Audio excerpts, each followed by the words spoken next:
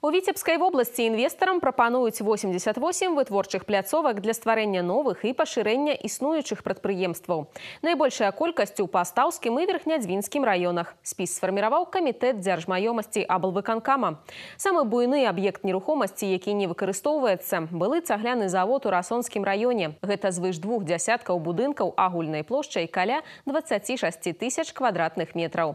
Яго могуць прадаць, перадаць у аренду або бязвыплатнае карыстанне под реализацию инвестиционного проекта.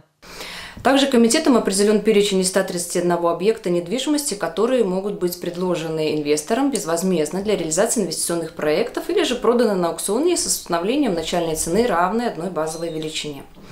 Перечни объектов недвижимости и площадок размещены на сайте комитета. По вопросам передачи имущества под реализацию инвестиционного проекта заинтересованные лица могут обратиться в отдел экономики райгорисполкома, где расположен интересуемый объект недвижимости или производственная площадка.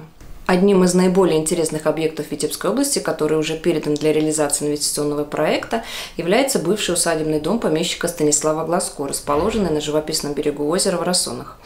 Усадебный дворец, который еще называют «Дом 100 окон», был возведен на рубеже 19-20 веков и имеет статус объекта историко-культурной ценности третьей категории.